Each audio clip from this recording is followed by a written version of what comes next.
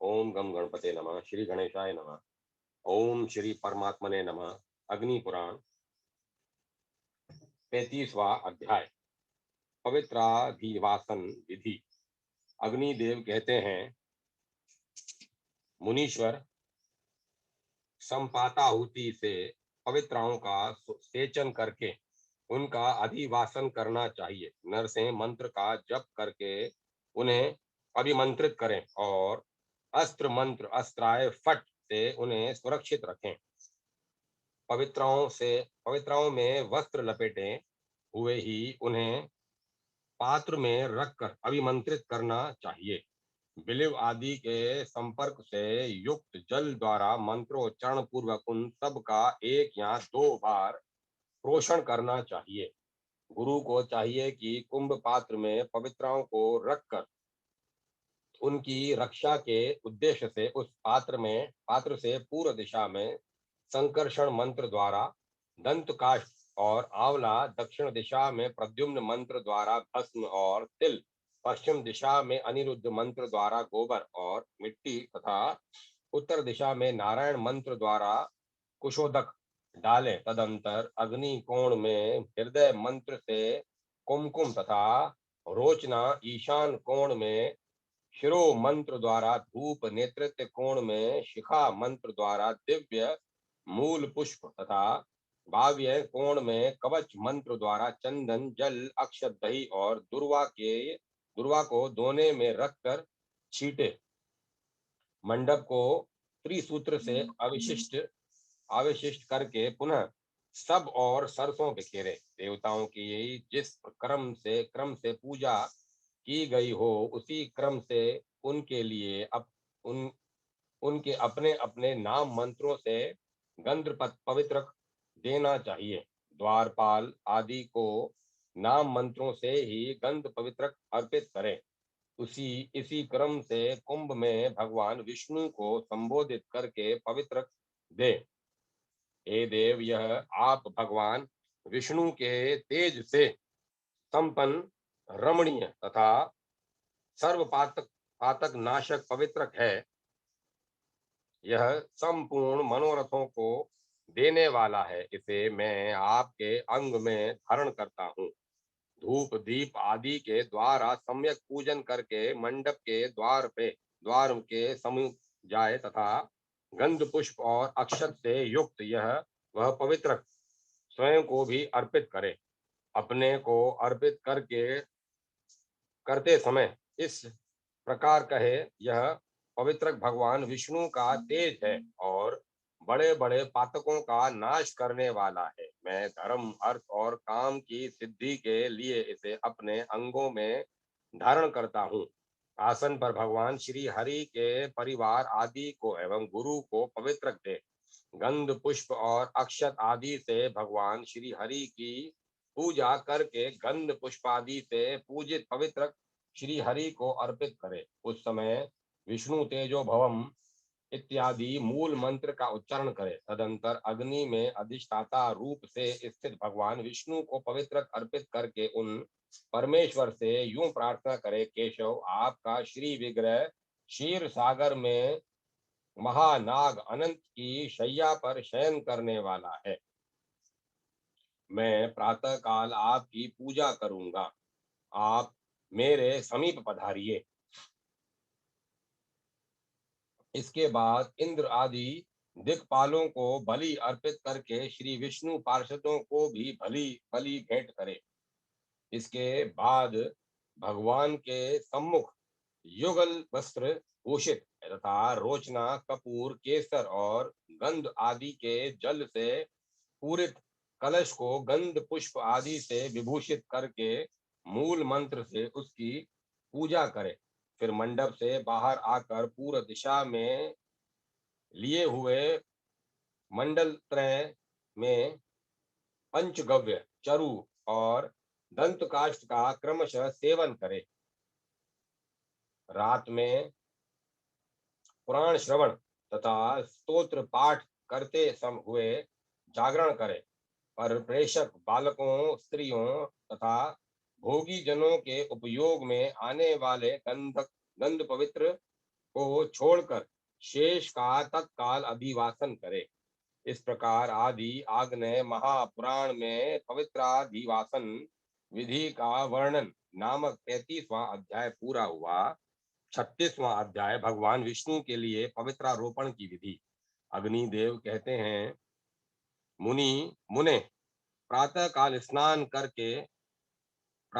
स्नान आदि करके द्वारपालों का पूजन करने के पश्चात गुप्त स्थान में प्रवेश करके पूर्वाभिवासित पवित्रक में से एक लेकर प्रसाद रूप से धारण कर लें। शेष द्रव्य, वस्त्र, आभूषण, गंध एवं संपूर्ण निर्माल्य को हटाकर भगवान को स्नान कराने के पश्चात उनकी पूजा करें। पंचामृत, काश्य एवं शुद्ध गंधोदक से नहलाकर भगवान के निमित्त पहले से रखे हुए वस्त्र, गंध और पुष्प को उनकी सेवा में प्रस्तुत करें। अग्नि में नित्य होम की भांति हवन करके भगवान की स्तुति प्रार्थना करने के अनंतर उनके चरणों में मस्तक नवावे। फिर अपने समस्त कर्म भगवान को अर्पित करके उनके निमित्त की दो पूजा करे। द्वारपाल विष्णु, कुंभ और वर्धनी की प्रार्थना करे। अतो देवाय आदि इत्यादि मंत्र से अथवा मूल मंत्र से कलश पर श्री हरि की स्तुति प्रार्थना करे। हे कृष्ण, आपको नमस्कार है। इस पवित्र को ग्रहण कीजिए।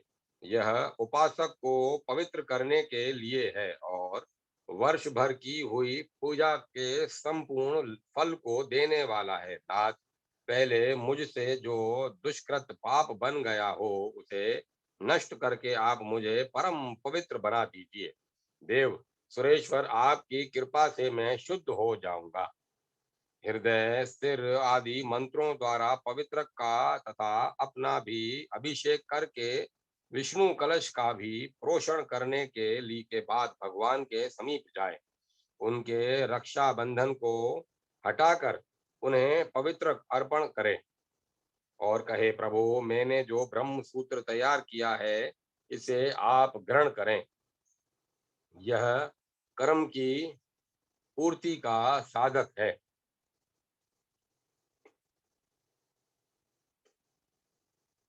अतः इस पवित्र रोपण कर्म को आप इस तरह संपन्न करें जिससे मुझे दोष का भागी न होना पड़े। द्वारपाल योग पीठासन तथा मुख्य गुरुओं को पवित्र चढ़ावे। इनमें कनिष्ठ श्रेणी का नाभिक का पवित्र द्वारपालों को, मध्य श्रेणी का जांग तक लटकने वाला पवित्र योग पीठासन को तथा उत्तम घुटने तक का पवित्र गुरुजनों को दे। साक्षात भगवान को मूल मंत्र से वनमाला पैरों तक लटकने वाला पवित्र अर्पित करे।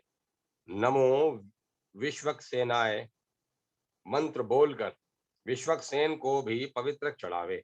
अग्नि में होम करके अग्निस्थ विश्वादि देवताओं को पवित्र अर्पित करे। तदंतर पूजन के पश्चात मूल मंत्र से प्रायश्चित के उद्देश्य से पूर्णाहुति दे। अष्टोत्तर शत अथवा 5 उपनिषद मंत्रों से पूर्णाहुति देनी चाहिए। मणि या मूंगों की मालाओं से अथवा मंदार पुष्प आदि से अष्टोत्तर शत की गणना करनी चाहिए। अंत में भगवान से इस प्रकार प्रार्थना करें, गरुड़ध्वज भगवान गरुड़ध्वज, यह आपकी वार्षिक पूजा सफल हो। देव, जैसे वनमाला आपके वक्ष स्थल में शोभा पाती है उसी तरह पवित्र के इन तंतुओं को और इनके द्वारा की गई पूजा को भी आप अपने हृदय में धारण करें। मैंने इच्छा से या अनिच्छा से नियम पूर्वक की जाने वाली पूजा में जो त्रुटियां की हैं, विघ्न वश विधि के पालन में जो न्यूनता हुई है अथवा कर्म लोप का प्रसंग आया है, वह सब आपकी कृपा से पूर्ण हो जाए। मेरे द्वारा की हुई आपकी पूजा पूर्णतः सफल हो।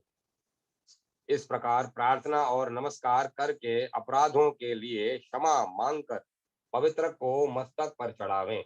फिर यथा योग्य बलि अर्पित करके दक्षिणाभूत द्वारा वैष्णव गुरु को संतुष्ट करे। तथा शक्ति एक दिन या एक पक्ष तक ब्राह्मणों को भोजन वस्त्र आदि से संतोष प्रदान करे।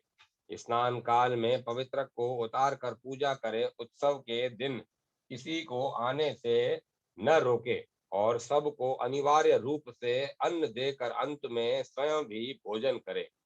विसर्जन के दिन पूजन करके पवित्रकों का विसर्जन करे और इस प्रकार प्रार्थना करे, हे पवित्रक, मेरी इस वार्षिक पूजा को विधिवत संपादित करके अब तुम मेरे द्वारा विसर्जित हो विष्णु लोक को पधारो।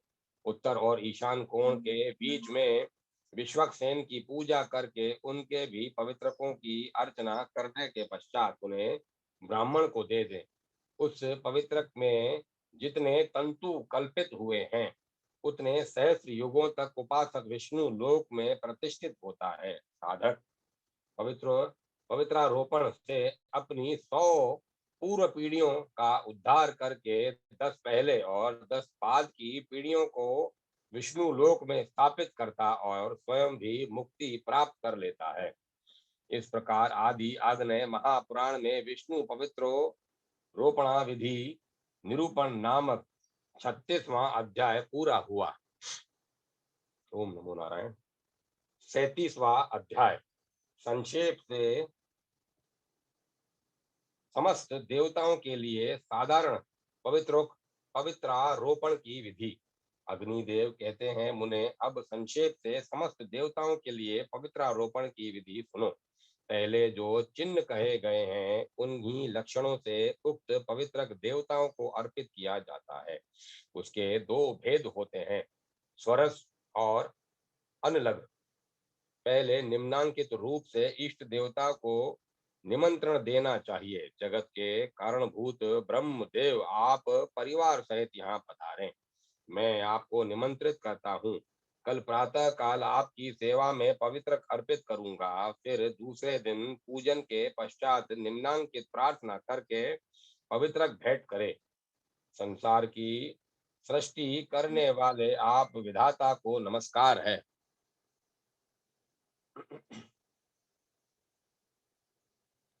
यह पवित्र ग्रहण कीजिए। इसे अपने को पवित्र करने के लिए आपकी सेवा में प्रस्तुत किया गया है।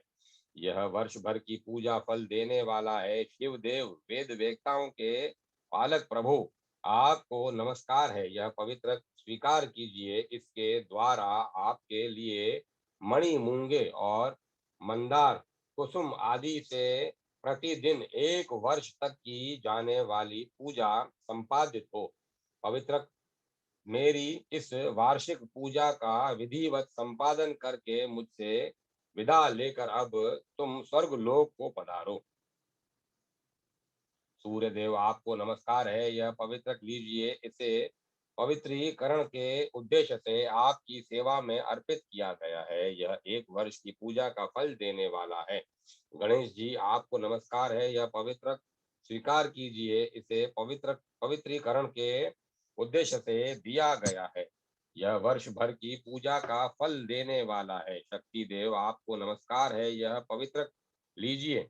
इसे पवित्रीकरण के उद्देश्य से आपकी सेवा में भेंट किया गया है। यह वर्ष भर की पूजा का फल देने वाला है।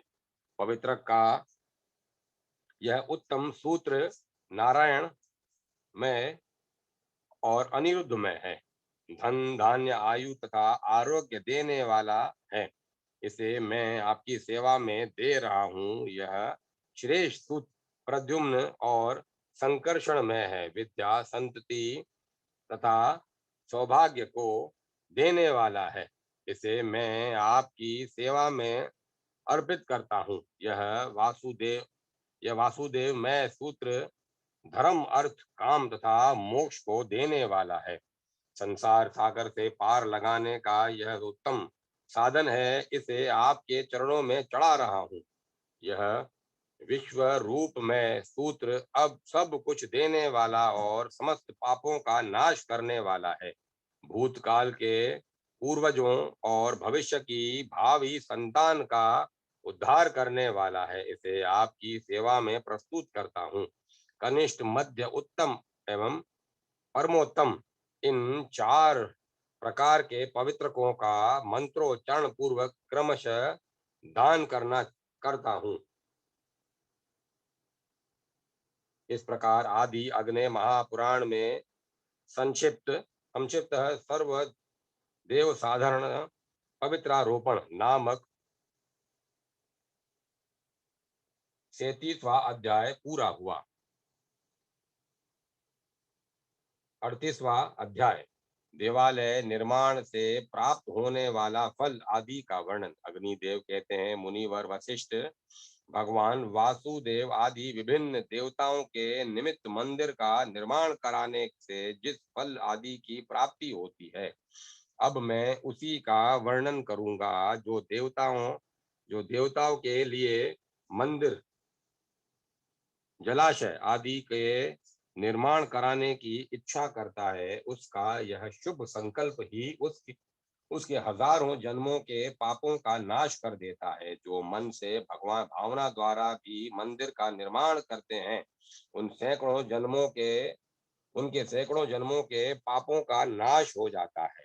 जो लोग भगवान श्री कृष्ण के लिए किसी दूसरे के द्वारा बनावे जाते हुए मंदिर के निर्माण कार्य का अनुमोदन मात्र कर देते हैं, वे भी समस्त पापों से मुक्त हो उन अच्युत देव के लोक वैकुंठ अथवा गोलोक धाम को प्राप्त होते हैं। भगवान विष्णु के निमित्त मंदिर का निर्माण करके मनुष्य अपने भूतपूर्व तथा भविष्य में होने वाले 10,000 कुलों को तत्काल विष्णु लोक में जाने का अधिकारी बना देता है। श्री कृष्ण मंदिर का निर्माण करने वाले मनुष्य के पितर नरक के कलेशों से तत्काल छुटकारा पा जाते हैं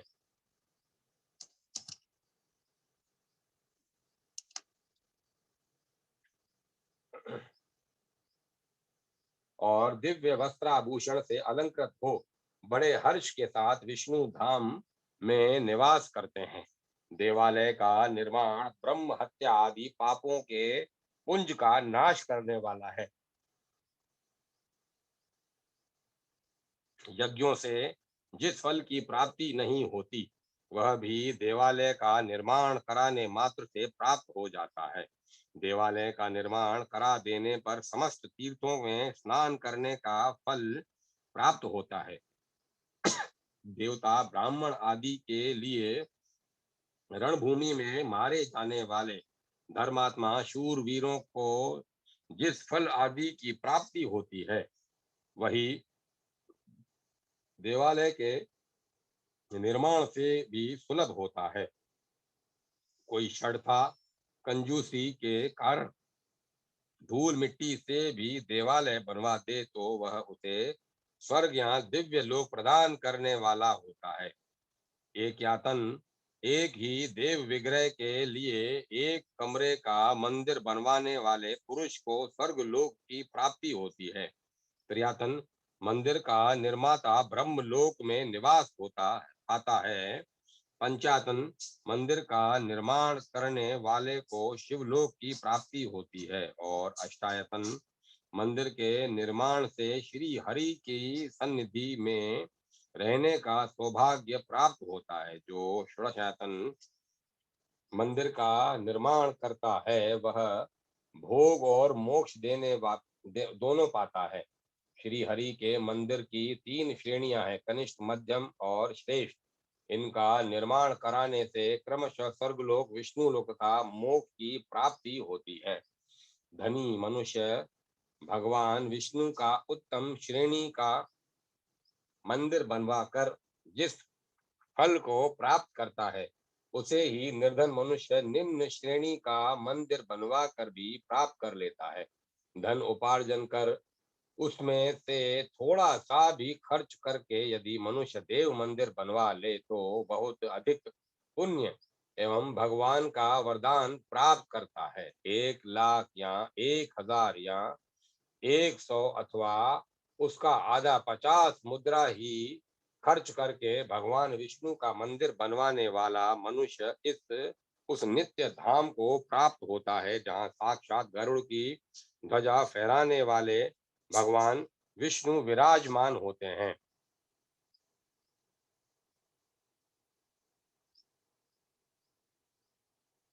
जो लोग बचपन में खेलते समय धूलि से भगवान विष्णु का मंदिर बनाते हैं, वे भी उनके धाम को प्राप्त होते हैं। तीर्थ में, पवित्र स्थान में, सिद्ध क्षेत्र में तथा किसी आश्रम पर जो भगवान विष्णु का मंदिर बनवाते हैं, उन्हें अन्यत्र मंदिर बनवाने का जो फल बनना बताया गया है, उससे 3 गुना अधिक फल मिलता है। जो लोग भगवान विष्णु के मंदिर को चूने से लिपाते और उस पर बन, बंदूक के फूल का चित्र बनवाते हैं, वे अंत में भगवान के धाम में पहुंच जाते हैं।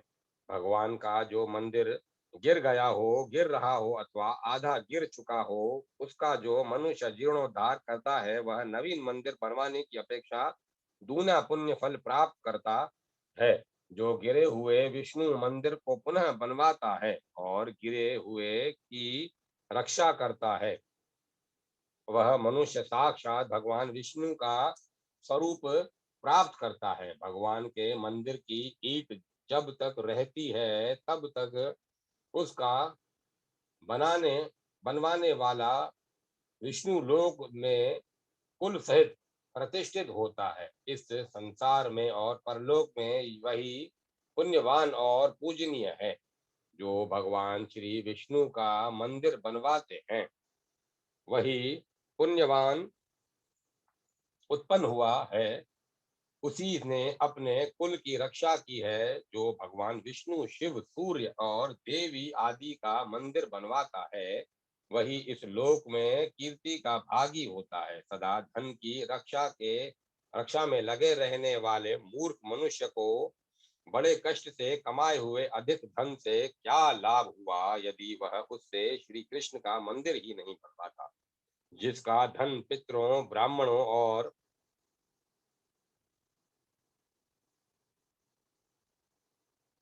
देवताओं के उपयोग में नहीं आता और तथा बंधु बांधवों के भी उपयोग में नहीं आ सका, उसके धन की प्राप्ति व्यर्थ हुई।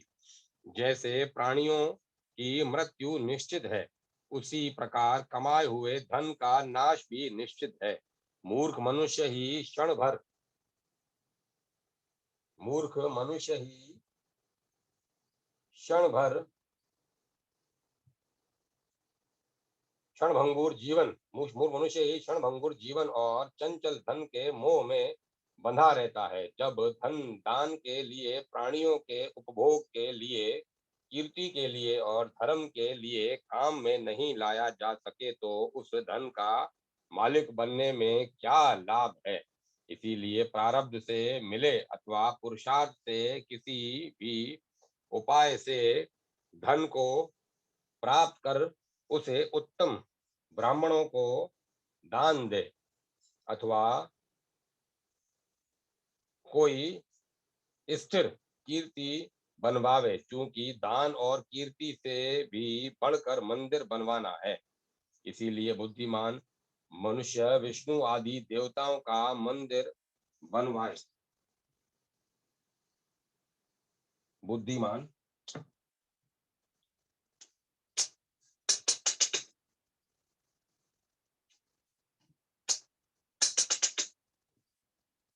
बुद्धिमान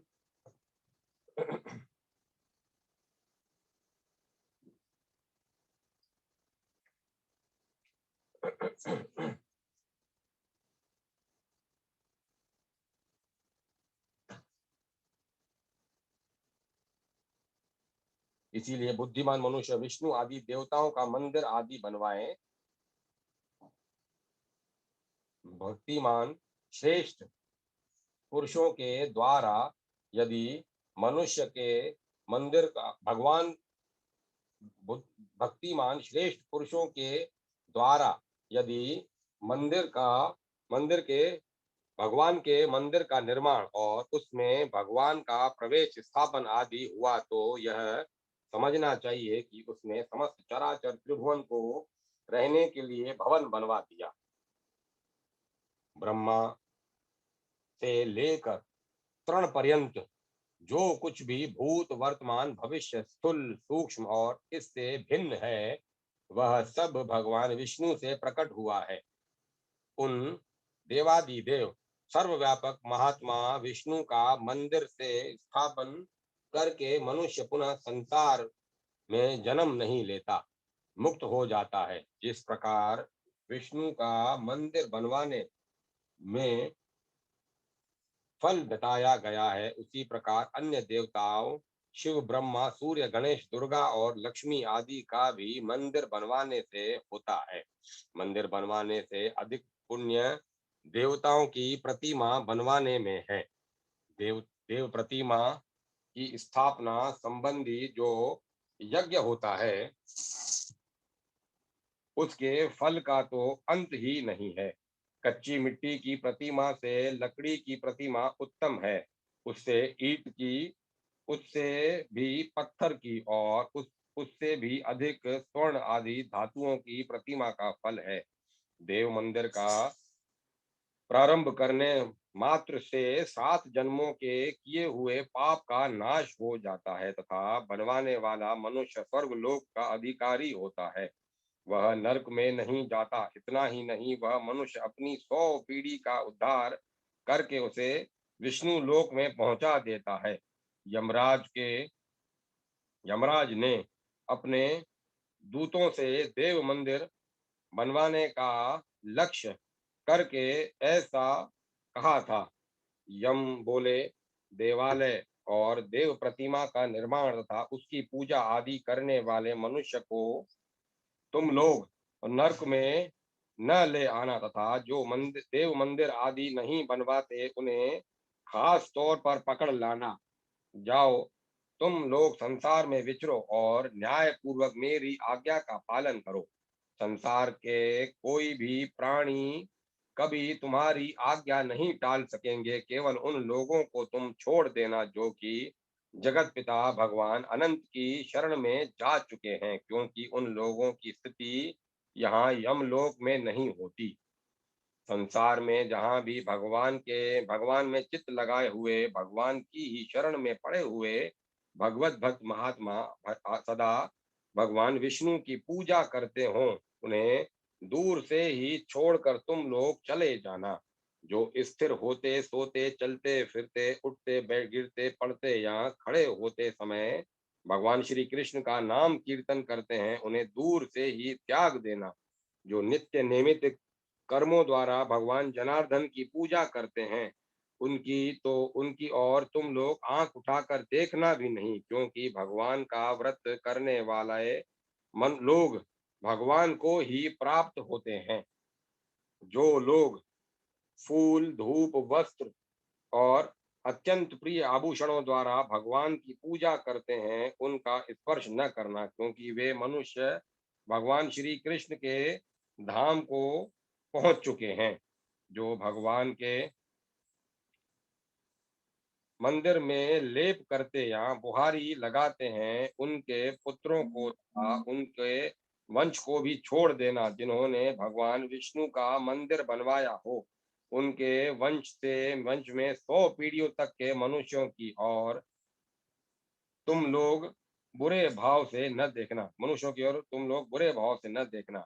जो लकड़ी का पत्थर का अथवा मिट्टी का भी देवालय भगवान विष्णु के लिए बनवाता है वह समस्त पापों से मुक्त हो जाता है। प्रतिदिन यज्ञों द्वारा भगवान की आराधना करने वाले को जो महान फल मिलता है उसी फल को जो विष्णु का मंदिर बनवाता है वह भी प्राप्त करता है। जो भगवान अच्युत का मंदिर बनवाता है वह अपनी बीती हुई 100 पीढ़ियों के पितरों को तथा होने वाले 100 पीढ़ी के वंशजों को भगवान विष्णु के लोक में पहुंचा देता है। भगवान विष्णु सप्तलोक में है। उनका मंदिर जो बनवाता है वह अपने कुल को तारता है, उन्हें अक्षय लोकों की प्राप्ति कराता है और स्वयं भी अक्षय लोकों को प्राप्त होता है। मंदिर में ईंट के समूह का जोड़ जितने वर्षों तक रहता है उतने ही 1000 वर्षों तक उस मंदिर के बनवाने वाले की स्वर्ग लोक में स्थिति होती है। भगवान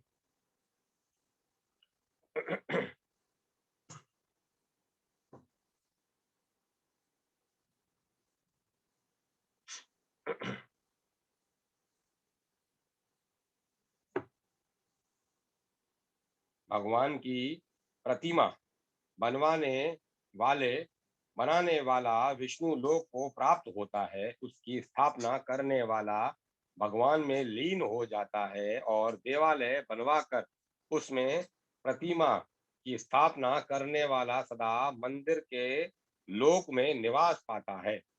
अग्निदेव बोले, यमराज के इस प्रकार आज्ञा देने पर यम के दूत भगवान विष्णु की स्थापना आदि कराने करने वालों को यमलोक में नहीं ले जाते। देवताओं की प्रतिष्ठा आदि की विधि का भगवान यह गिरव ने ब्रह्मा जी के से वर्णन किया था। इस प्रकार आदि अग्नि महापुराण में देवालय निर्माण महात्म्य का वर्णन नामक 38वां अध्याय पूरा हुआ। 39वां अध्याय विष्णु आदि देवताओं की स्थापना के लिए भू परिग्रह का विधान। भगवान है गिर्व कहते हैं, ब्राह्मण, अब मैं विष्णु आदि देवताओं की प्रतिष्ठा के विषय में कहूंगा। ध्यान देकर सुनिए। इस विषय में मेरे द्वारा वर्णित पंचरात्रों एवं सप्तरात्रों का ऋषियों ने मानव लोक में प्रचार किया है। वे संख्या में 25 हैं। उनके नाम इस प्रकार हैं। आदि है शीर्ष तंत्र, आदि है शीर्ष तंत्र, त्रिलोक्य मोहन तंत्र, वैभव तंत्र, पुष्कर तंत्र, प्रहलाद तंत्र, गायत्र गायर गार्ग्य तंत्र, गालव तंत्र, नारदीय तंत्र, श्री प्रश्न तंत्र, शांडिल्य तंत्र, ईश्वर तंत्र, सत्य तंत्र, शोनक तंत्र, वशिष्ठोत ज्ञान सागर तंत्र, स्वयंभव तंत्र, कापिल तंत्र, तार्ष्य गारुड़ तंत्र, नारायणीय तंत्र, आत्रेय तंत्र, नारसेन तंत्र, आनंद तंत्र, आरुण तंत्र, बोधायन तंत्र, अष्टांग तंत्र और विश्वक तंत्र। इन तंत्रों के अनुसार मध्य देश आदि में उत्पन्न द्विज देव विग्रहों की प्रतिष्ठा करें। कच्छ देश, कावेरी तटवर्ती देश, कोंकण, कामरूप, कलिंग, कांची तथा कश्मीर देश में उत्पन्न ब्राह्मण देव प्रतिष्ठा आदि न करें। आकाश, वायु, तेज, जल एवं पृथ्वी ये पंच महाभूत पंच रात्र हैं, जो चेतना शून्य एवं अज्ञान अंधकार से अच्छान है। वे पंचरात्र से रहित हैं। जो मनुष्य यह धारणा करता है कि मैं पाप मुक्त पर ब्रह्म विष्णु हूँ, यह देशिक होता है, वह समस्त ब्रह्म लक्षणों विश्वेश आदि से हीन होने पर भी तंत्रवेता आचार्य माना गया है। देवताओं की नगर्याभिमुख स्थापना करनी चाहिए। नगर की ओर उनका पृष्ठभाग नहीं होना चाहिए। कुरुक्षेत्र, गया आदि तीर्थ स्थानों में अथवा नदी के समीप देवालय का निर्माण कराना चाहिए। ब्रह्मा का मंदिर नगर के मध्य में तथा इंद्र का पूर्व दिशा में उत्तम माना गया है। अग्नि देव तथा मातृकाओं का आरोग्य आग्नेय कोण में, भूत गण और यमराज का दक्षिण में, चंडिका पितृगण एवं दैत्यादि मंदिर नैऋत्य कोण में बनवाना चाहिए। वरुण का मंद पश्चिम में, वायुदेव और नाग का वायव्य कोण में, यक्ष या कुबेर का उत्तर दिशा में, चंडिश माहेश का ईशान कोण में और विष्णु का मंदिर सभी और बनवाना चाहिए श्रेष्ठ है। ज्ञानवान मनुष्य जो पूर्ववर्ती देव मंदिर को संकोचित करके अल्प समान या विशाल मंदिर नहीं बनवाना चाहिए। ज्ञानवान मनुष्य को पूर्ववर्ती देव मंदिर को संकुचित कर करके अल्प समान या विशाल मंदिर नहीं बनवाना चाहिए। किसी देव मंदिर के समीप मंदिर बनवाने पर दोनों मंदिरों की ऊंचाई के बराबर दुगनी सीमा छोड़कर नवीन देव प्रसाद का निर्माण करावे। विद्वान व्यक्ति दोनों मंदिरों को पीड़ित न करे। भूमि का शोधन करने के बाद भूमि परिग्रह करे। तदंतर प्रकार की सीमा तक माश, हरिद्रा चूर्ण, खिल, दधी या सुक्त से भूत बलि प्रदान करे। फिर अष्टाक्षर मंत्र पढ़कर आठों दिशाओं में सत्तू बिखेरते हुए कहे, इस भूमि खंड पर जो राक्षस या पिशाच आदि निवास करते हों वे सब यहाँ से चले जाएं। मैं यहाँ पर श्री हरि के लिए मंदिर का निर्माण करूंगा। फिर भूमि को हल से जुतवा कर गोचारण करावे। 8 परमाणु का रथ रेणु माना गया है। 8 रेणु का त्रेस रेणु माना जाता है। 8 त्रस रेणु का बालाग्र तथा 8 बालाग्र की लिक्षा कही जाती है। 8 लिक्षा की युका, 8 युका का यव मध्यम, 8 यव का उंगुल, 24 उंगुल का कर और 28 उंगुल का पदस्थ होता है। इस प्रकार आदि अग्नय महापुराण में विष्णु आदि देवताओं की स्थापना के लिए भू परिग्रह का वर्णन नामक 39वां अध्याय पूरा हुआ। 40वां अध्याय वास्तुमंडलवर्ती देवताओं के स्थापन, पूजन, अर्घ्यदान तथा बलिदान आदि की विधि।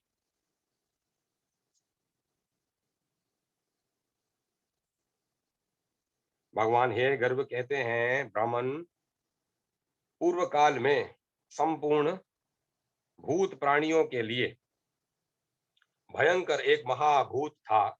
देवताओं ने उसे भूमि में निहित कर दिया। उसी को वास्तु पुरुष माना गया है। चतुष्ठी पदों से युक्त क्षेत्र में अर्धकोण में स्थित ईश या शिखी को घृत या एवं अक्षतों से तृप्त करके फिर एक पद में स्थिर पर्जन्य को कोमल तथा जल से 2 पदों में स्थित जयंत को पताक का से 2 कोष्ठों में स्थित महेंद्र को भी उसी से द्विपदस्थ रवि को सभी लाल रंग की वस्तुओं से संतुष्ट करे।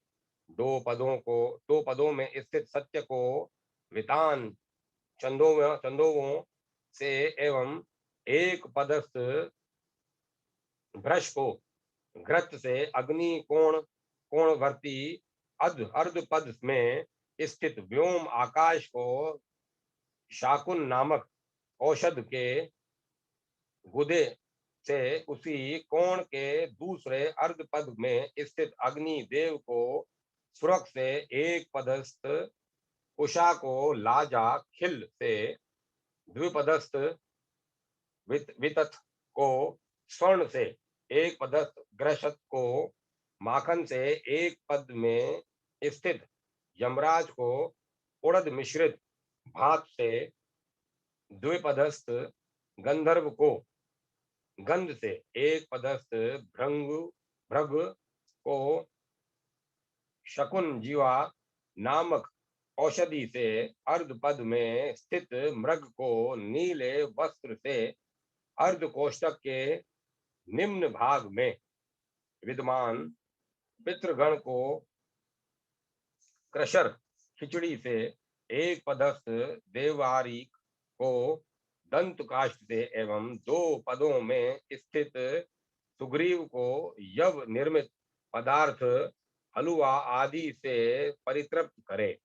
द्विपदस्थ पुष्प दंत को कुश समूह से दो पदों में स्थित, वरुण को पद्म से द्विपदस्थ, असुर को सुरा से एक पद में स्थित, शोच शेष को घृत मिश्रित जल से अर्ध पदिस्थ पाप या पापयश्मा को अव्यन से अर्धपदस्थ, रोग को मांड से एक पदिस्थ, नाग सर्प को नाग पुष्प से द्विपदगत, मुख्य को भक्ष्य पदार्थों से एक पदस्थ, भलाट को मूंग भात से एक पद, संस्थिति सोम को मधु युक्त खीर से दो पदों में अधिष्ठित, ऋषि को शालुक से एक पद में विद्यमान, अदिति को लोपिका से एवं अर्धपदस्थ दिति को पुरियों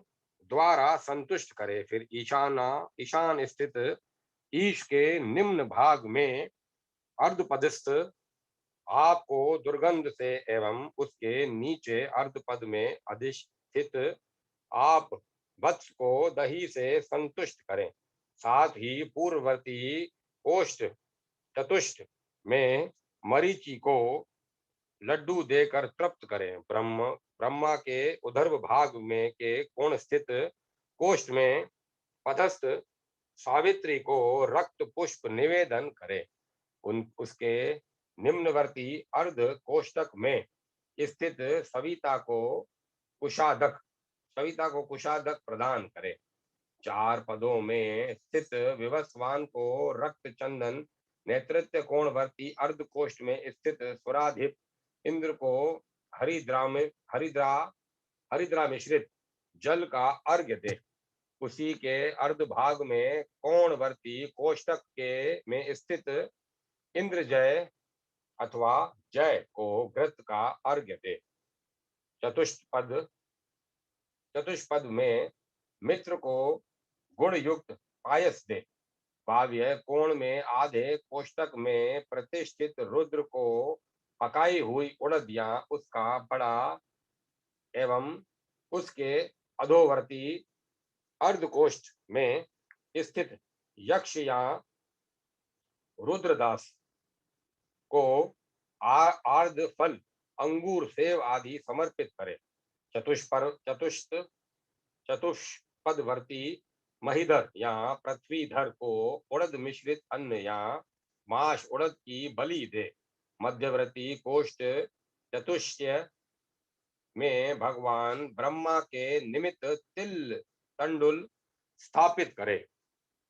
चरकी को उड़द और घृत से स्कंद को खिचड़ी तथा पुष्पमाला से विदारी को लाल कमल से कंदर्प को एक पल के तोल वाले भात से पूतना को पल्पित से जंभक को उड़द एवं पुष्पमाला से पापा या पाप राक्षसी को पित्त पुष्प माला एवं अस्थियों से तथा पिली पित्स्य को भांति भांति की माला के द्वारा संतुष्ट करे। तदंतर ईशान आदि दिक्पालों को लाल उड़द की बलि दे। इन सब के अभाव में अक्षतों से सबकी पूजा करनी चाहिए। वर्तमान समय में अक्षत से ही सबका पूजन करना चाहिए। इससे शास्त्रीय आज्ञा का भी परिपालन होता है तथा हिंसा आदि दोष की भी प्राप्ति नहीं होती। राक्षस मात्र का गण, पिशाच, पितर एवं क्षेत्र पालकों की इच्छा अनुसार दही अक्षत या दही उड़द की बलि प्रदान करनी चाहिए। वास्तु होम एवं बलि प्रदान से उनकी तृप्ति किए बिना प्रसाद आदि का निर्माण नहीं करना चाहिए। ब्रह्मा के स्थान में श्री हरि, श्री लक्ष्मी जी तथा गण देवताओं की पूजा करें। फिर भूमि वास्तु पुरुष एवं वर्धनी युक्त कलश का पूजन करें। कलश के मध्य में ब्रह्मा तथा दिक्पालों का यजन करें। फिर स्वस्ति वाचन एवं प्रणाम करके पूर्ण आहुति दें। तदंतर गृहपति हाथ में छिद्र युक्त जल पात्र लेकर विधि पूर्वक दक्षिणावर्त मंडल बनाते हुए सूत्र मार्ग से जल धारा को घुमावे। फिर पूर्वत उसी मार्ग से 7 बीजों का वपन करे। उसी मार्ग से खात खड्डे या आरंभ खड्डे का आरंभ करे। तदंतर मध्य में हाथ भर चौड़ा एवं 4 अंगुल नीचा गर्त खोद ले। उसको लीप पोत कर पूजन प्रारंभ करे। सर्वप्रथम 4 भुजाधारी श्री विष्णु भगवान का ध्यान करके उन्हें कलश से अर्घ्य प्रदान करे एवं फिर छिद्र युक्त जल पात्र झारी से गर्त को भरकर उसमें श्वेत पुष्प डाले। उस श्रेष्ठ दक्षिणाव्रत गर्त को बीज एवं मृतिका से भर दे। इस प्रकार अर्घ्य दान का कार्य निष्पन्न करके आचार्य को गौ वस्त्रादि का दान करें। ज्योतिषी और स्थपति राजमिस्त्री का यथोचित सत्कार करके विष्णु भक्त और सूर्य का पूजन करके फिर भूमि को यत्न पूर्वक जल पर्यंत खुदवावे। मनुष्य के बराबर की गहराई से नीचे गई शल्य हड्डी आदि हो तो वह ग्रह के लिए दोषकारक नहीं होता। अस्थि शल्य होने पर घर की दीवार टूट जाती है और गृहपति को सुख नहीं प्राप्त होता। खुदाई के समय जिस जीव जंतु का नाम सुनाई दे जाए वह शल्य उसी जीव के शरीर से उद्भूत जानना चाहिए। इसी प्रकार आदि अग्नय महापुराण में वास्तु देवताओं के अर्घ्य दान विधान आदि का वर्णन नामक 40वां अध्याय पूरा हुआ। 41वां अध्याय शिलान्यास की विधि। भगवान हे गिर्व बोले, अब मैं शिलान्यास स्वरूपा पाद प्रतिष्ठा का वर्णन करूंगा। पहले मंडप बनाना चाहिए, फिर उसमें 4 कुंड बनावे। वे कुंड क्रमशः कुंभन्यास, इष्ट का न्यास, द्वार और खंबे के शुभ आश्रय होंगे। कुंड का 3/4 हिस्सा कंकण आदि से भर दें और बराबर करके उस पर वास्तु देवता का पूजन करें। नींव में डाली जाने वाली ईंट खूब पकी हो, 12 अंगुल की लंबी हो और तथा विस्तार में 1/3 भाग के बराबर अर्थात 1/4 अंगुल उनकी मोटाई होनी चाहिए। अगर पत्थर का मंदिर बनवाना हो तो ईंट की जगह पत्थर की ही नींव में डाला जाएगा। एक पत्थर एक हाथ का लंबा होना चाहिए। यदि सामर्थ्य हो तो तांबे के 9 कलशों की, अन्यथा मिट्टी के बने 9 कलशों की स्थापना करे। जल पंचकाक्ष्य, सर्वौषधि और चंदन मिश्रित जल से उन कलशों को पूर्ण करना चाहिए।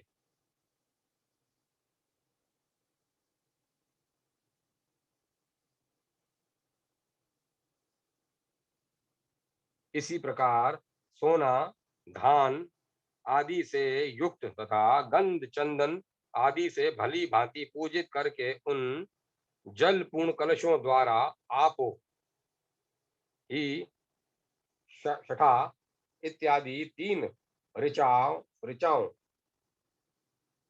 शन नो देवीर्धिष्ठय आदि मंत्रों तर तरतस्य तरत्स मंदिह इत्यादि मंत्र एवं पावमानी ऋचाओं के तथा उदतम वरुण कयाम कया नह और वरुण वरुणशोभम योरस्तंभ नमसी इत्यादि मंत्रों के पाठ पूर्वक हंस शुचिषद इत्यादि मंत्र तथा श्री सूक्त का भी उच्चारण करते हुए बहुत सी शिलाओं तथा अथवा ईंटों का अभिषेक करे। फिर उन्हें नींव में स्थापित करके मंडप के भीतर एक शैया पर पूर्व मंडल में भगवान श्री विष्णु का पूजन करे। अरणि मंथन द्वारा अग्नि प्रकट करके द्वादशाक्षर मंत्र से उसमें समिधाओं का हवन करना चाहिए। आधार और आज्य भाग नामक आहुतियां प्रणव मंत्र से ही करावे। फिर अष्टाक्षर मंत्र से 8 आहुतियां देकर ओम भू स्वाहा, ओम भूव भव स्वाहा, ओम स्व स्वाहा इस प्रकार 3 आहुतियों से क्रमशः लोकेश्वर अग्नि, सोम ग्रह और भगवान पुरुषोत्तम के निमित्त हवन करे। इसके बाद प्रायश्चित संज्ञक हवन करके प्रणव युक्त द्वादशाक्षर मंत्र से उड़द घी और तिल को एक साथ लेकर पूर्ण आहुति हवन करना चाहिए। तत्पश्चात आचार्य पूर्वाभिमुख होकर 8 दिशाओं में स्थापित कलशों पर पृथक पृथक पद्म और आदि देवताओं का स्थापन पूजन करे। बीच में भी धरती लीप कर पत्थर की एक शिला और कलश स्थापित करे। इन्हें इन 9 कलशों पर क्रमशः नीचे लिखे देवताओं की स्थापना करनी चाहिए। पद्म, महापद्म, मकर, कश्यप, मुकुद, आनंद, पद्म और शंख इनको 8 कलशों में और पद्मिनी को मध्यवर्ती कलश पर स्थापित करे। इन कलशों को हिलावे डुलावे नहीं, उनके निकट पूर्व आदि के क्रम से ईशान कोण तक एक एक ईंट रख दे। फिर उन पर उनकी देवता विमला आदि शक्तियों का न्यास स्थापन करना चाहिए। बीच में अनुग्रह की स्थापना करे। इसके बाद इस प्रकार प्रार्थना करे, मुनिवर अंगिरा की सुपुत्री इष्ट का देवी तुम्हारा कोई अंग टूटा फूटा या खराब नहीं हुआ है। तुम अपने सभी अंगों से पूर्ण हो, मेरा अभिष्ट पूर्ण करो। अब मैं प्रतिष्ठा करा रहा हूँ। उत्तम आचार्य इस मंत्र से इष्टकाओं की स्थापना करने के पश्चात एकाग्र चित्त होकर मध्य वाले स्थान में गर्भाधान करे। उसकी विधि यूं है, एक कलश के ऊपर देवेश्वर भगवान नारायण तथा पद्मिनी लक्ष्मी देवी को स्थापित करके उनके पास मिट्टी, फल, धातु और रत्नों को रखे। इसके बाद लोहे आदि के बने हुए गर्भपात्र से जिसका विस्तार 12 अंगुल और ऊंचाई 4 अंगुल हो, अस्त्र की पूजा करे। फिर तांबे के बने हुए कमल के आकार वाले एक पात्र में पृथ्वी का पूजन करे और इस प्रकार प्रार्थना करें, संपूर्ण भूतों की ईश्वरी पृथ्वी देवी, तुम पर्वतों के आसन से सुशोभित हो, चारों ओर समुद्रों से घिरी हुई हो, एकांत में गर्भ धारण करो। वशिष्ठ कन्या नंदा, वसुओं और प्रजाओं के सहित तुम मुझे आनंदित करो। भार्गव पुत्री जया, तुम प्रजाओं को विजय दिलाने वाली हो, मुझे भी विजय दो। अंगिरा की पुत्री पूर्णा, तुम मेरी कामनाएं पूर्ण करो। महर्षि कश्यप की कन्या भद्रा, तुम मेरी बुद्धि कल्याणमयी कर दो। संपूर्ण बीजों से युक्त और समस्त रत्नों एवं औषधों से संपन्न सुंदरी जया देवी, तुम वशिष्ठ पुत्री नंदा देवी यहाँ आनंद पूर्वक रम जाओ। हे कश्यप जी, कश्यप की कन्या भद्रा, तुम प्रजापति की पुत्री हो, चारों ओर फैली हुई परम महान हो, साथ ही सुंदरी और सुकांत हो। इस ग्रह में रमण करो। हे भार्गवी देवी, तुम परम आश्चर्यमयी हो, गंध और माल्य आदि से सुशोभित एवं पूजित हो। लोगों को आश्चर्य प्रदान करने वाली देवी, तुम इस ग्रह में रमण करो। इस देश के सम्राट, इस नगर के राजा और इस घर के मालिक के बाल बच्चों को तथा मनुष्य आदि प्राणियों को आनंद देने के लिए पशु आदि संपदा की वृद्धि करो। इस प्रकार प्रार्थना करके वस्तु कुंड को गोमूत्र से सींचना चाहिए। यह सब विधि पूर्ण करके कुंड में गर्भ को स्थापित करे। यह गर्भाधान रात में होना चाहिए। उस समय आचार्य को गौ वस्त्र आदि दान करे तथा अन्य लोगों को भोजन दें। इस प्रकार गर्भपात्र रखकर और ईंटों को भी रखकर उस कुंड को भर दें। तत्पश्चात मंदिर की ऊंचाई के अनुसार प्रधान देवता के पीठ का निर्माण करें। उत्तम पीठ वह है जो ऊंचाई में मंदिर के आधे विस्तार के बराबर हो।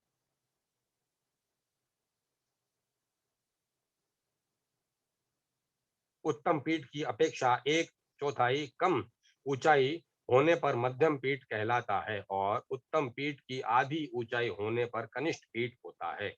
पीठ बंध के ऊपर पुनः वास्तु देवता पूजन करना चाहिए। वास्तु देवता का पूजन करना चाहिए। केवल पाद प्रतिष्ठा करने वाला मनुष्य भी सब पापों से रहित होकर देवलोक में आनंद भोग करता है।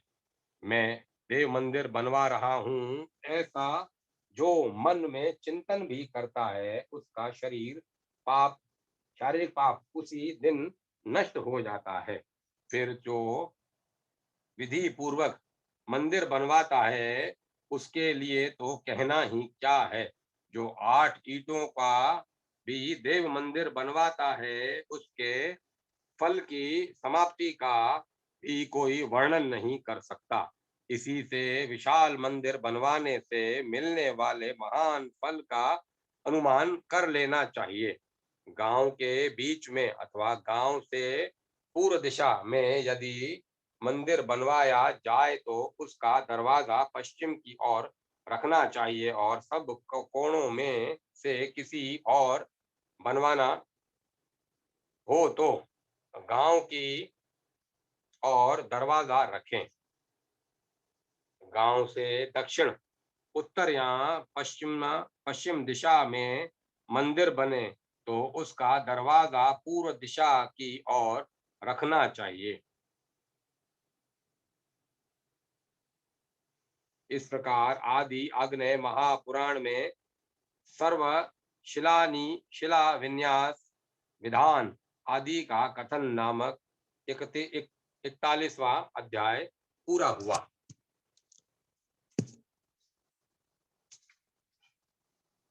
42वां अध्याय प्रसाद लक्षण वर्णन। हे गिर्व, कहते हैं ब्राह्मण, अब मैं सर्वसाधारण प्रसाद देवालय का वर्णन करता हूँ, सुनो। विद्वान पुरुष को चाहिए कि जहाँ मंदिर का निर्माण कराना हो वहां के चौकोर क्षेत्र के 16 भाग करे। इसमें मध्य के 4 भागों द्वारा आय सहित गर्भ मंदिर के भीतरी भाग की रिक्त भूमि निश्चित करे तथा शेष 12 भागों को दीवार उठाने के लिए नियत करें। उक्त 12 भागों में से 4 भाग की जितनी लंबाई है उतनी ही ऊंचाई प्रसाद की दीवारों की होनी चाहिए। विद्वान पुरुष दीवारों की ऊंचाई से 2 गुनी शिखर की ऊंचाई रखे। शिखर के चौथे भाग की ऊंचाई के अनुसार मंदिर की परिक्रमा की ऊंचाई रखें। इसी मान के अनुसार दोनों पार्श्व भागों में निकलने का मार्ग द्वार बनाना चाहिए। वे द्वार एक दूसरे के समान होने चाहिए। मंदिर के सामने के भूभाग का विस्तार भी शिखर के समान ही करना चाहिए। जिस तरह उसकी शोभा हो सके उसके अनुरूप उसका विस्तार शिखर से दूना ही भी किया जा सकता है। मंदिर के आगे का सभा मंडप विस्तार में मंदिर के गर्भ सूत्र से दूना होना चाहिए। मंदिर के पाद स्तंभ आदि भित्ति के बराबर ही लंबे बनाए जाएं। वे मध्यवर्ती स्तंभों से विभूषित हों अथवा मंदिर के गर्भ का हो गर्भ का जो मान है वही उसके मुख मंडप, सभा मंडप या जगमोहन का भी रखें। तत्पश्चात 81 पदों स्थानों से युक्त वास्तु मंडप का आरंभ करें। इनमें पहले द्वार न्यास के समीपवर्ती पदों के भीतर स्थित होने वाले देवताओं का पूजन करें। फिर परकोटे के निकटवर्ती एवं सबसे अंत के पदों में स्थापित होने वाले 32 देवताओं की पूजा करें। यह प्रसाद का स्वर्ण सर्वसाधारण लक्षण है। अब प्रतिमा के मान के अनुसार दूसरे प्रसाद का वर्णन सुनो। जितनी बड़ी प्रतिमा हो उतनी ही बड़ी सुंदर पिंडी बनावे। पिंडी के आधे मान से गर्भ का निर्माण करें और गर्भ के भी मान के अनुसार भित्ति उठावे। भित्तों की लंबाई के अनुसार ही उनकी ऊंचाई रखें। विद्वान पुरुष भीतर की ऊंचाई से 2 गुनी शिखर की ऊंचाई करावे। शिखर की अपेक्षा चौथाई ऊंचाई में मंदिर की परिक्रमा बनावे तथा इसी ऊंचाई में मंदिर के आगे के मुख मंडप का भी निर्माण करावे। गर्भ के 8वें अंश के माप का रथकों के निकलने का मार्ग द्वार बनावे अथवा परिधि के तृतीय भाग के अनुसार यहाँ रक्षकों छोटे छोटे रथों की रचना करावे और उनके भी तृतीय भाग के माप का उन रथों के निकलने के मार्ग द्वार का निर्माण करावे। 3 रथकों पर सदा 3 वामों की स्थापना करें। शिखर के लिए 4 सूत्रों का निपातन करें। शुकनासा के ऊपर से सुत को तिरछा गिरावें। शिखर के आधे भाग में सिंह की प्रतिमा का निर्माण करावें। शुकनासा पर सुत को स्थिर करके उसे मध्य संधि तक ले जाएं। इसी प्रकार दूसरे पार्श्व में भी सूत्र पात करें। शुकनासा के ऊपर वेदी हो और वेदी के ऊपर आमलसार नामक कंठ सहित कलश निर्माण कराया जाए। इसे विकराल न बनाया जाए। जहां तक वेदी का मान है उससे ऊपर ही कलश की कल्पना होनी चाहिए। मंदिर के द्वार की जितनी चौड़ाई हो उससे दुगनी उसकी ऊंचाई रखनी चाहिए। द्वारों को बहुत ही सुंदर और शोभा संपन्न बनाना चाहिए। द्वार के ऊपरी भाग में सुंदर मंडल में वस्तुओं के साथ गुलर की 2 शाखाएं स्थापित करें, खुदवावें। द्वार के चतुरांश से चंड प्रचंड विश्वक्सेन और वत्स्यदंड इन 4 द्वारपालों की मूर्तियों का निर्माण करावे। गुलर की शाखाओं के अर्धभाग में सुंदर रूप वाली लक्ष्मी देवी के श्री विग्रह का को अंकित करें। उनके हाथ में कमल हो और दिग्गज कलशों के जल द्वारा उन्हें नहला रहे हों। मंदिर के परकोटे की ऊंचाई उसके चतुर्थांश के बराबर हो। प्रसाद के गोपुर की ऊंचाई प्रसाद से एक चौथाई कम हो। यदि देवताओं का विग्रह 5 हाथ का हो तो उसके लिए 1 हाथ की पीठी का होनी चाहिए। विष्णु मंदिर के सामने एक गरुड़ मंडप तथा भौमादि धाम का निर्माण करावे। भगवान के श्री विग्रह के स्तंभ और 8 दिशाओं के ऊपरी भाग में भगवत प्रतिमा से दोगुनी करके अवतारों की मूर्ति बनावे। पूर्व दिशा में वराह, दक्षिण में नरसिंह, पश्चिम में श्रीधर, उत्तर में हयग्रीव, अग्नि कोण में परशुराम, नेतृत्व कोण में श्री राम, भाव्य कोण में वामन तथा ईशान कोण में वासुदेव की मूर्ति का निर्माण करें। प्रसाद रचना 8, 12 आदि सम संख्या वाले स्तंभों द्वारा करनी चाहिए। द्वार के अष्टम आदि अंश को छोड़कर जो वेद होता है वह दोष कारक नहीं होता। इस प्रकार आदि आग्नेय महापुराण में प्रसाद आदि के लक्षण का वर्णन नामक 42वां अध्याय पूरा हुआ। अब मैं कथा को विराम देता हूँ।